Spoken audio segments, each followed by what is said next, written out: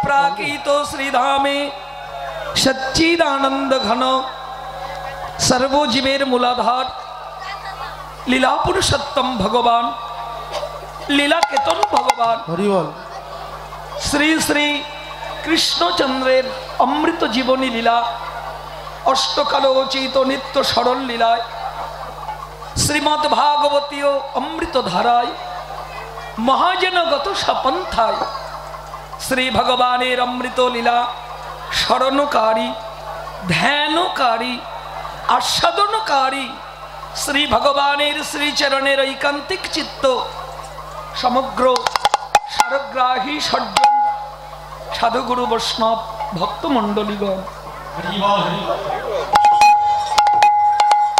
तत्सह श्रीधामे समागता करुणाकारिणी अमृत लीला साधनकारिणी भक्तिर पूर्ण मूर्ति स्वरूपिणी आमार सकल मातृमंडलीगण सायंकालोचित लीला भगवान श्रीकृष्णेर रूप अनुराग लीला माधुर्यमृतम स्मरण ध्यान और साधन प्रारम्भे आपनादेर मतो श्री भगवानेर श्रीचरणेर अहैतुकी कृपा अनुग्रहकारिणी सकल साधुगुरु वैष्णव वैष्णवी भक्त भक्तार चरण कमले रइल कीर्तन जगतेर कनिष्ठ अधम कीर्तनिया सुकुमार एवं तारी क्षुद्र सम्प्रदाय हইতে शत सहस्र भक्तिपूर्ण प्रणाम।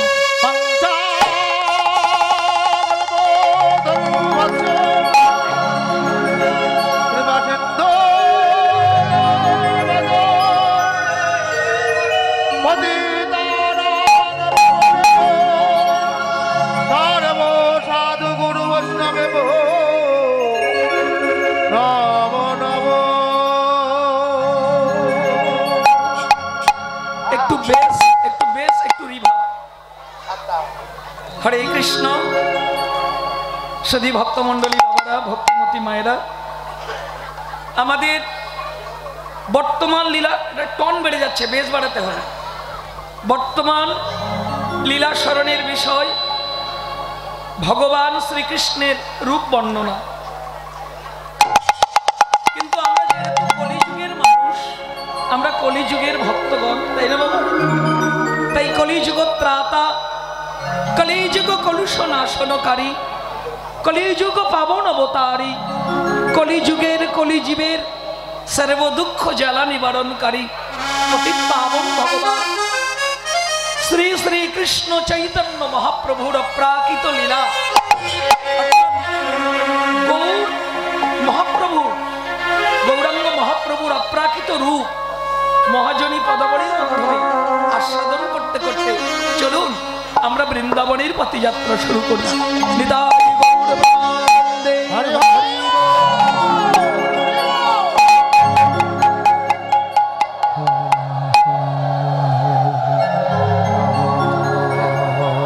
অগদামিনী দামো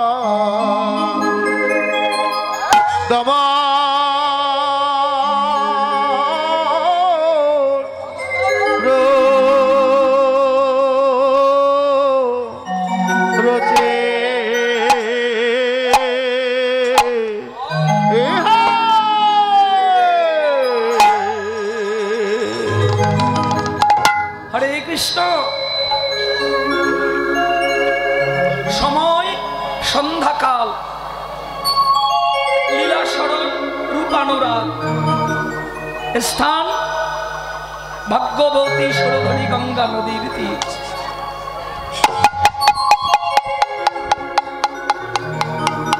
হরে কৃষ্ণ।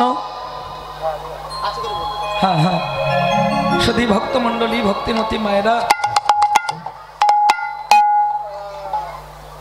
আজকে সন্ধ্যাবেলা আপনাদের এই নবদ্বীপ ধামে একটা ঘটনা ঘটেছে। মা, দয়া করে মায়েরা কেউ কথা বলবেন না, চঞ্চল হবেন না। খুব একটা সুন্দর ঘটনা বলতে চাই মা, এক্ষুনি ঘটেছে।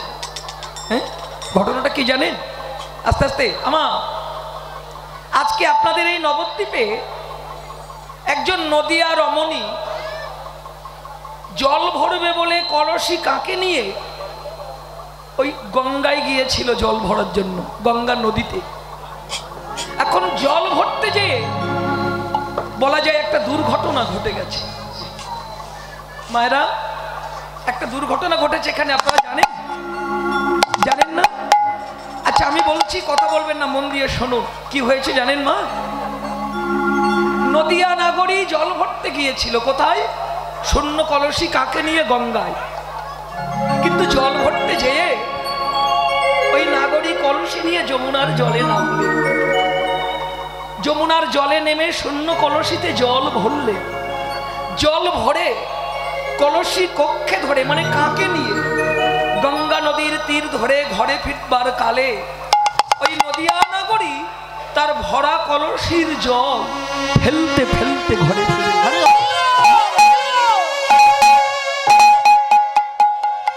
হরে কৃষ্ণ।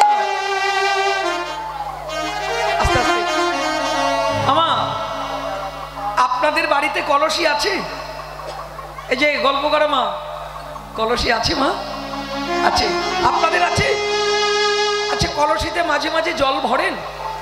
এখন না হয় টিউবওয়েল ট্যাপ ঘরে ঘরে হয়েছে, আগে তো ছিল না। আচ্ছা বলুন তো মা, কলসিতে জল ভরে কলসি কাকে ধরে ঘরে নিয়ে আসার সময় ওই ভরা কলসির জল কি ফেলতে ফেলতে ঘরে ফেরেন মা? কখনোই না। কিন্তু মহাজন বলছে, মা ওই যে নদিয়া রমণী জল ভরতে গিয়েছিল গঙ্গায়, জল ভরে ফেরার কালে ভরা কলসির জল ফেলতে ফেলতে ঘরে ফিরে। হরি বল, হরি বল। আপনারা প্রশ্ন করতে পারেন, কেন জল ভরলো, কেন ফেললো? মহাজন বলছে, না গো মা, আপনারা যা ভাবছেন তা না। ওই রমণী বাহ্যিক কলসিতে যে জল ভরেছিল সে জল ফেলে না, তবে জল ফেলেছে কোন জল? মহাজন বলছে, জানো ভক্তমণ্ডলী গো, ওই নদিয়া রমণী নয় কোনো অন্য জল। ওই নদিয়া রমণী হলো নবদ্বীপ নারীগণের শ্রেষ্ঠা রমণী, নদিয়ার সেরা রমণী, নবভাব জাড্ডোন্মাদিনী, কৃষ্ণ প্রেম সরোবরের মরালিনী, আমার বিষ্ণুপ্রিয়া ঠাকুরানী। রাধে রাধে। বিষ্ণুপ্রিয়াজি, ভালো ভালো। আজ সন্ধ্যাকালে গঙ্গায় জল ভরতে যেই গঙ্গার জল কলসিতে ভরে গঙ্গা নদীর তীর ধরে ঘরে ফেরার কালে কি দেখলো? এই গঙ্গার তীরে বিকশিত তরুয়া তলে আজারু লম্বিত বাহু তপ্ত কাঞ্চন অসমত্ত ভুবন ভোলানো ত্রিজগন মানুষাক্ষী কারণ্য ঘন প্রেম বাদান্য স্বর্ণ বর্ণ কান্তি হরিনাম সংকীর্তনরত করুণাময় গৌর হরির অপ্রাকৃত রূপ নয়নে দর্শন করে এই দেখো কলসির জল নয়ন পথে ফেলতে ফেলতে ঘরে।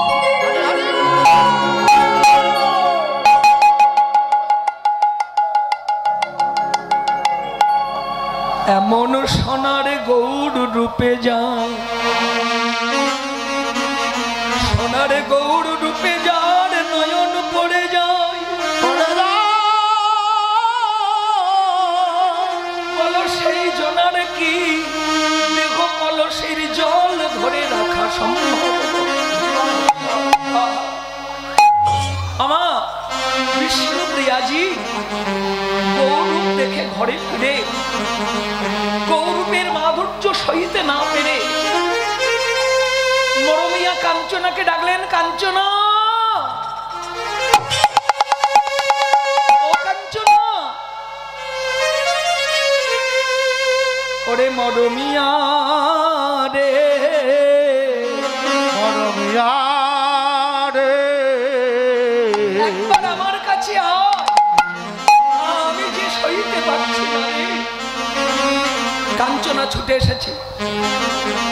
প্রিয়া, ও প্রিয়া, দেখি দেখি দেখি, তোর চোখে কেন জল ঝরছে? তোর চাঁদ বদন কেন মলিন হয়েছে? বল বল। অন্তরে দুঃখ থাকলে দুঃখ পুষে রাখতে না, সমব্যথার ব্যথিকে বলতে হয়, তাহলে দুঃখ প্রশমিত হয়। লাগু তোর নয়নে জল, নিশ্চয়ই দুঃখ কিছু আছে, ব্যথা কিছু আছে, খুলে বল আমার কাছে। প্রিয়াজি বলছে, কাঞ্চনা রে, আমি অসকালে গঙ্গায় জল ভরতে যেয়ে গঙ্গার তীরে যে রূপের মানুষ দেখে এলাম, ওই রূপ আমার নয়নের পথে অন্তরে প্রবেশ করতেই দেহ কলসির জল যেন আমার নয়ন পথে অনিবার্যে ঝরিছে। কাঞ্চনা বলছি, কেমন সেই রূপ? প্রিয়াজি বলছি, শুনবি? ও যে রূপ নয়, অপরূপের রূপ, নবকৈশোর শাশ্বত আমার নটবর গৌর কিশোরের রূপ। দেখে আমার কি মনে হয় জানিস? আমার মনে হয় ও যে দামিনী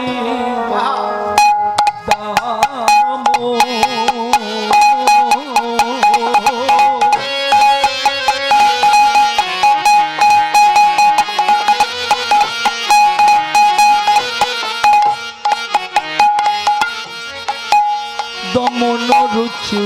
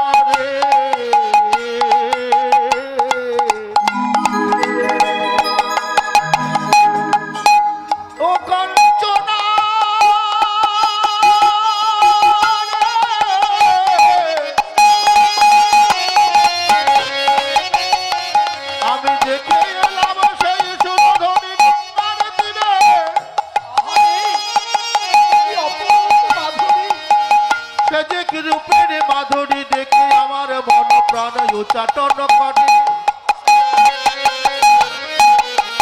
আমি তো আর ঘরে রইতে পারি, দেখিলাম দামিনী দমন রুচি, আমার মন প্রাণ সব হরে নিল। বিদ্যুৎ নাই আকর্ষণ করে, আমি তো আর ঘরে রইতে নারী রাগী দামিনী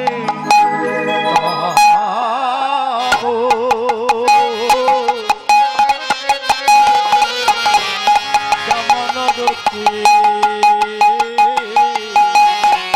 দর্শনে।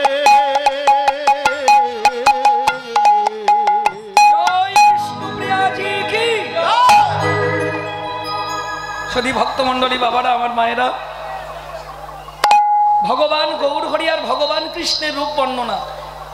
এখানে কোনো সংসারে দুঃখের কথা বলে কান্নাকাটি করার জায়গা নেই।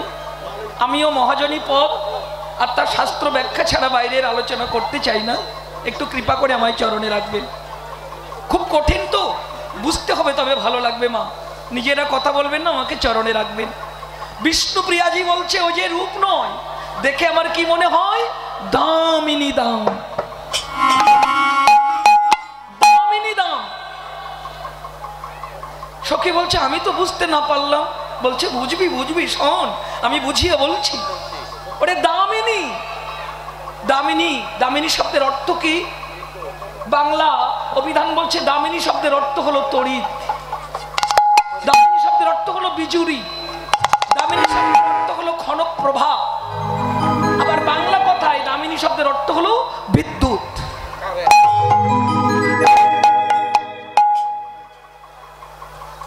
বিষ্ণুপ্রিয়া বলছে কাঞ্চনারে, ওই গঙ্গার তীরে সন্ধ্যাকালে জল ভরে আমি উঠে আসবার কালে যখন ওই গৌরূপে নয়ন দিলাম, দেখে কি মনে হলো জানিস?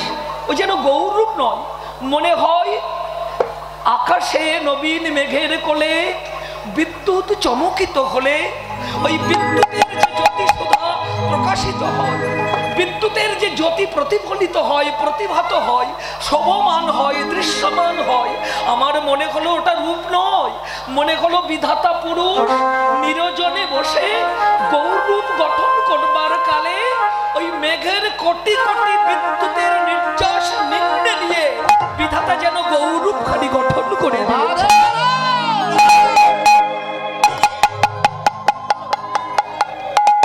ওরে দামিনী শব্দের অর্থ বিদ্যুৎ, দাম শব্দের অর্থ হলো কান্তি। দমনে মানে পরাজিত করেছে কে? বলছে ওই কোটি বিদ্যুতের জ্যোতিকেও পরাজিত করেছে আমার গৌরূপ কান্তি। ওরে কাঞ্চনারে, গৌর রূপ দেখে শুধু আমি ভুলি নাই, ওই বিদ্যুতের কান্তি বিনিন্দিত হয় নাই। ওখানে আরেকজন ছিল, গঙ্গার তীরে সন্ধ্যাকালে গৌর রূপ দেখে তার কি হলো? বলে কে সে?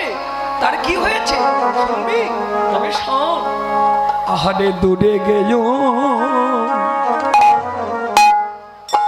ও দাদো পোকা দূরে দূরে গেল, দূরে গেল দাপকো দাপরে, ওরে দূরে গেল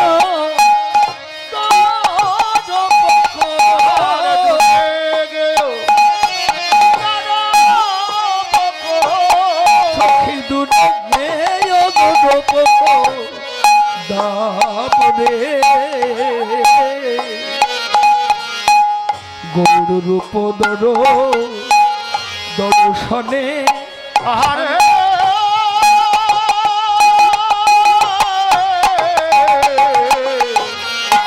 দূরে গেল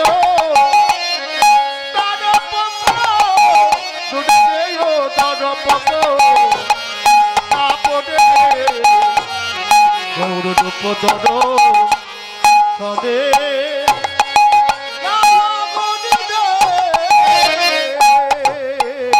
দর্প দূরে গেল রে, গেল রে চিরঞ্জার ছিল চিরদিন যারে যারে পছিত, গৌর রূপে নয়ন দিয়ে দর্প দূরে গেল রে।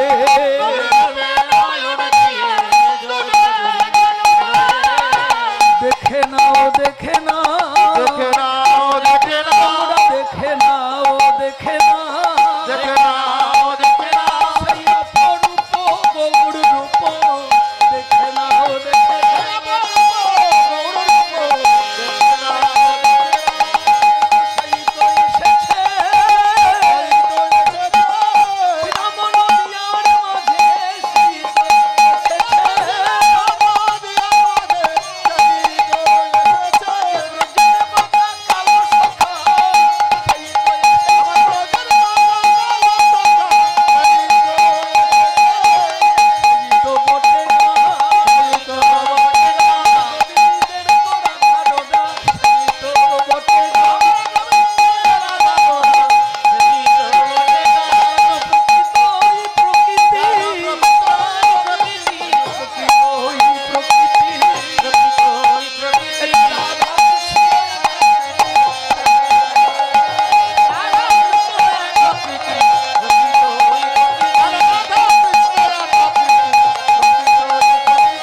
বিলাস বিবর মূর্তি প্রকৃত ওই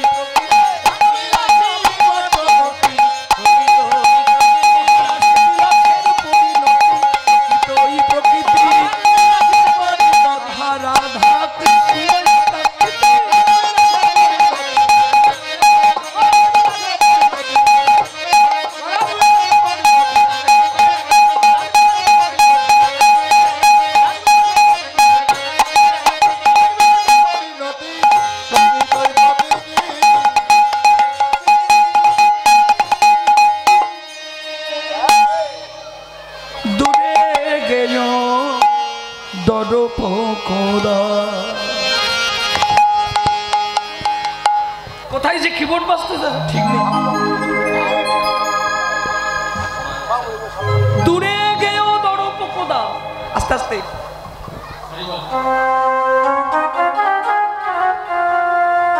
দর্প, দর্প মানে অহংকার। ছিল কার?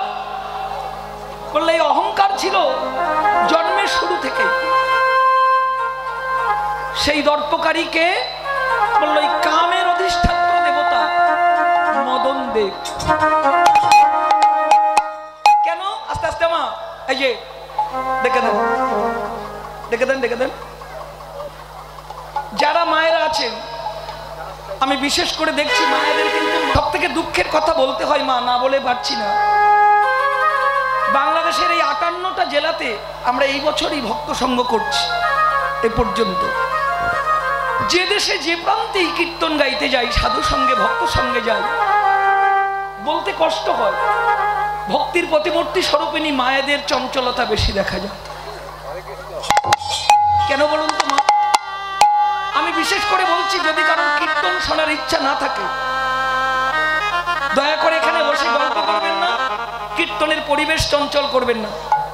গল্প করার দরকার হয় বাইরে বাজার বসেছে, ওখানে চলে যান। সেবার ব্যবস্থা আছে, ওখানে চলে যান। কীর্তন মন দিয়ে শুনুন, আর আমাকে একটু চরণে রাখুন। বুঝে শুনলে ভালো লাগবে, না বুঝলে আসা যাওয়া সার হয়ে যাবে। শুনুন কথাগুলো মা, কোনো অপ্রাসঙ্গিক অশাস্ত্রীয় কথা আমি বলবো না, বলতে চাই না। দূরে গেও দর্পকোদা। দর্প ছিল কার? কামের অধিষ্ঠাত্র দেবতা মদন দেবতা। কিসের দর্প? আমার মদনের বাবা ব্রহ্মা ৫টা বান দিয়েছিল মদনকে। ওই যে আপনারা শতকিয়া পড়েছেন না, ৫ পঞ্চবান পড়েছিলেন না? এই পঞ্চবান কার? মদন দেবতা। কে দিয়েছিল? তার পিতা ব্রহ্মা। মদন ভাবলো বাবা তো আমায় বান দিয়েছে, কিন্তু বান মারবো কাকে? ক্ষমতা বুঝবো কিভাবে? দুষ্ট তো, দুষ্ট মানুষের কিন্তু স্বভাব মিষ্টি, কিন্তু অন্তর বিষে ভরা থাকে। কি করলো? কাকে বান মারবে খুঁজে না পেয়ে দুষ্টকারী দর্পকারী মদন, তার পিতা বান দিয়েছিল, তার প্রথম বানটি নিজের পিতা ব্রহ্মাকেই মেরে দিয়েছে। তাতে কি হলো?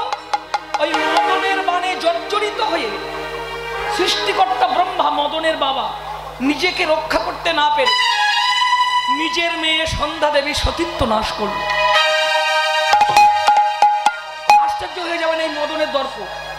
নিজের পিতা হেরে গেছে, মদনের বড় অহংকার হয়েছে। আমার কথা বলবেন না মা, চরণ ধরি। আর যদি কথা বলেন আপনাদের দিকে ফিরবই না, এদিকে কীর্তন গাইব। অহংকার বেড়ে গেল। বললো আমার বাবা ব্রহ্মাকে যখন আমি হারিয়েছি, তাহলে বানের অনেক কি করব? এক একটা করে দেবদেবীদের আমি বান মারবো না। সমস্ত দেবদেবীর যে রাজা, তাকে যদি রাজাকে বধ করা যায়, প্রজারা অনায়াসেই হার মেনে যায়, তাই না? ঠিক করেন আমি রাজাকে ধরবো।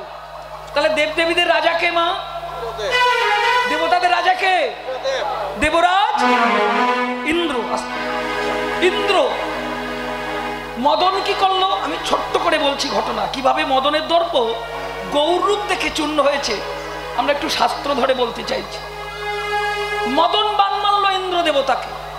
ইন্দ্র দেবতা কি করলো? মদনের বানে জর্জরিত হয়ে নিজেকে রক্ষা করতে না পেরে কি করলো? নিজের গুরুদেবের স্ত্রী ওই গৌতম ঋষির স্ত্রী অহল্যা দেবী সতীত্ব নাশ করল। গুরুদেব অভিশাপও দিয়েছিল তাকে, তার ফল কি হয়েছিল আপনারা জানেন? তাহলে রাজা যদি হেরে যায় প্রজারা বাকি থাকে, দেবদেবীরা সবাই হেরে গেল মদনের বাণে, মদনের দর্প বেড়ে গেল। দেবতা দেবী যক্ষ রক্ষ পিশাচ নাগ নর সবাই পরাজিত হয়েছে আমার বাণে। এবার শুধু বাকি আছে একজনে, তিনি কে? তিনি হলেন সমগ্র দেবতার আদি দেবতা, যাকে দেবতার ঠাকুরদা বলা হয়, দেবাদিদেব।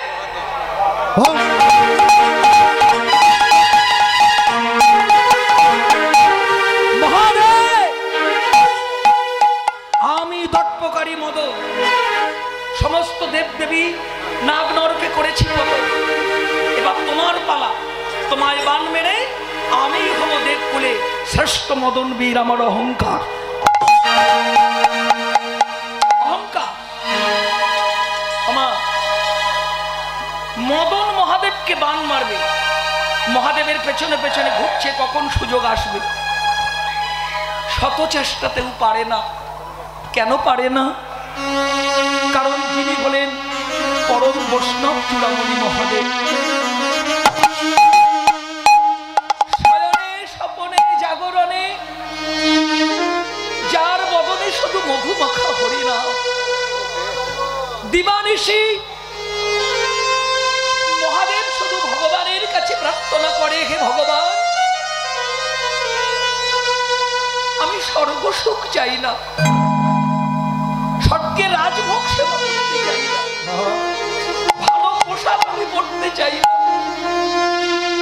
আমি শত কষ্টে থাকি, দুঃখ থাকি, তুমি আমায় যন্ত্রণা দাও, আমি সুখ চাই না। কারণ আমি জানি সংসারী জীবেরা বিষয় সুখে থাকলে তারা তোমার মধুমাখা নাম বদনে বলতে চায় না। তাই কাঙাল হতে চাই, আমি ভিখারি হতে চাই। আমি ভিখারি হয়ে, দিন হয়ে, কাঙাল হয়ে বদন ভরে মধুমাখা হরিনাম গাইতে দয়া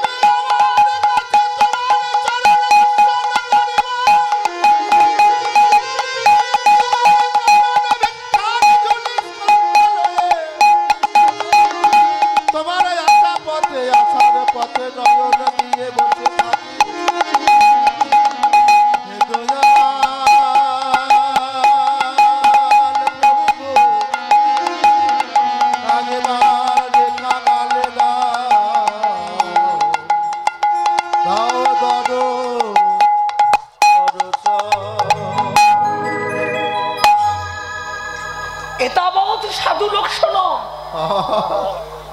বৈষ্ণবের প্রকৃত লক্ষণ কি? সাধুর প্রকৃত ভাব কি? চিরকাঙাল হওয়া, ভিখারি হওয়া। এই জন্য বৃন্দাবনের ভজনকারী বাবাজি মহারাজরা বলেছিলেন, কলিযুগের ভক্তগণ, তোমাদের চরণ ধরে করি নিবেদন, তোমরা দয়া করে কেউ সাধু সেজো না, আর কাউকে সাধুর বেশে সাজিয়ে দিও না। সাজগোজে বড় অভিমান হয়, অহংকার জন্মায়। অহংকার হলে তাতে ভজন নিম্নগামী হয়, ঊর্ধ্বগামী হয়। অনেকে বলবেন তিলক সেবা না করলে, বেশভূষা না করলে, আচরণ না করলে ধর্মপথে যাব কি করে? বলেছে সাধু সেজো না, সাধু হও। যদি পারো সাধুর বেশে না সেজে যদি বৈষ্ণবতা অবলম্বন করতে চাও তবে সাধু সেজো না, দিন হও, কামাল হও, ভিখারি হও, আর নয়ন জলে কাঁদো, হরিনাম করো। আর যদি ভক্তি রানীর কৃপা পেতে চাও তবে ভক্তের চরণ তলে তোমরা গড়াগড়ি দাও। ভক্তের চরণ তলে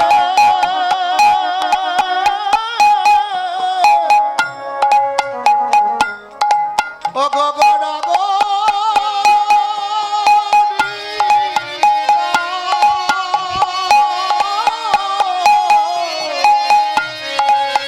ভক্তের চরণ তলে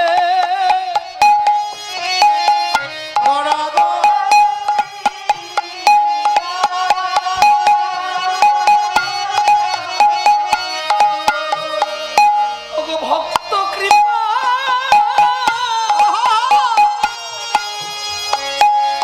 সাধু গুরু বৈষ্ণব ভক্ত কৃপা করো বলে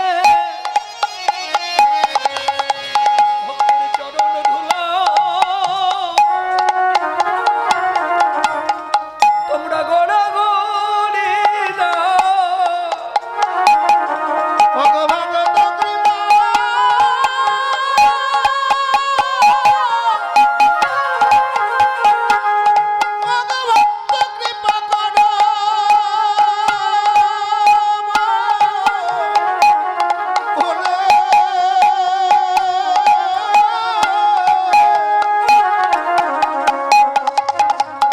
ভক্তের চরণ তলে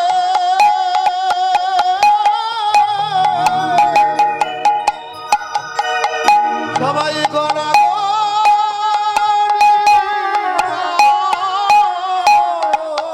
সকল অহংকার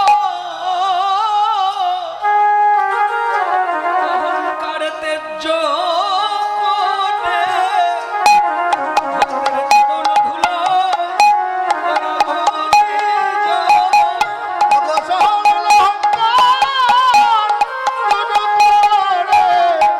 ভক্তের চরণ তলে গড়াগড়ি তোমরা দিনহীন কাঙাল হও, যদি বৈষ্ণবতায় অবলম্বন করতে চাও তবে অহংকার ত্যায্য করে ভক্তের সঙ্গ করো, ভক্তের চরণ ধুলায় গড়াগড়ি যাও। আমার তাই বৈষ্ণব ভোলানা চিরদিন কান্ত ভগবান, আমি স্বর্গ সুখ চাই না, আমি করে হাড়ের মালা গলাই দিয়ে ছাই ভস্য অঙ্গে মেখে আমি ভিখারি হয়ে নয়ন জলে মধুমাখা হরিনাম গাইতে চাই। এই সর্বত্যাগী পাগল বৈষ্ণব ভোলানাথ দর্পকারী মদন প্রতিজ্ঞা করেছে, মহাদেব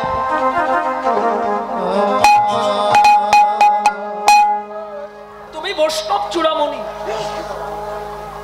তুমি হলে দেবতাদের আদি দেবতা, আর আমি হলাম দর্পকারী মদন দেবতা।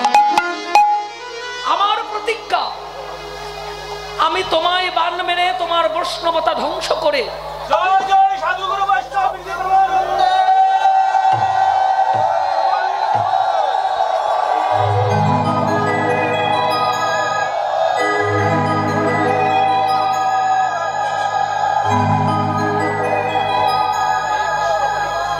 আমি হব শ্রেষ্ঠ মদনবীর। খুব গুরুত্বপূর্ণ শাস্ত্রের ঘটনা, ভক্তমণ্ডলী বাবারা মায়েরা ছোট্ট করে বলতে হবে, কারণ অনেক দূরে আমাদের যেতে হবে। একদিন মদন সুযোগ পেল, আমায়রা শুনুন কি অমৃত ঘটনা। যেদিন দেবতা অসুররা মিলে সমুদ্র মন্থন করেছিলেন, ওই সমুদ্র মন্থনে সমুদ্রের তীরে মহাদেব বসেছিল হরি নামের ধ্যানে। আর মন্থন চলতে চলতে অমৃত ভাণ্ড নিয়ে লক্ষ্মী দেবী উঠে আসে। আর এই অমৃত নিয়ে গন্ডগোল বাঁধে দেবাসুরে। আর ভগবান নারায়ণ নারী মূর্তি ধরে এসেছিল ওই অসুরদের কাছ থেকে অমৃত নেবে বলে। ভগবানের নারী মূর্তি দর্শন করে মহাদেবের বৈষ্ণবতা গেল টলে। হ্যাঁ, আর মদন ছিল মহাদেবের পেছনে বসে। যেই দেখেছে বৈষ্ণব মহাদেব হরিনাম ভুলে ভগবানের ওই নারী মূর্তি দেখে তার মন টলে গেছে। মদন কি করলো? তার দ্বিতীয় তৃতীয় বাণটি ওই মহাদেবকে নিক্ষেপ করে ভগবানের নারী মূর্তি দর্শন করে মহাদেব ওই নারী মূর্তির দিকে চেয়ে আছে, হরিনাম ভুলে গেছে। সেই সুযোগে বান মেরে দিয়েছে। কি হলো? ভগবানের নারী মূর্তি দেখে মহাদেব উঠে দাঁড়ালো। আহা, মরি মরি কিবা রূপের মাধুরী। তুমি কে? তুমি কি কোনো দেবকন্যা নাকি কোনো গন্ধর্ব দুহিতা? যেই হও না কেন, মদনের বাণ যে প্রবেশ করেছে শরীরে, তাই কামনার উদ্রেক হয়েছে। মহাদেব উঠে দাঁড়ালো হরিনাম ভুলে, বৈষ্ণবতা ভুলে। ওগো তুমি দাঁড়াও, আমি তোমায় আলিঙ্গন দিতে চাই। ছুটতে লাগলো পাগলের মতো, দাঁড়াও।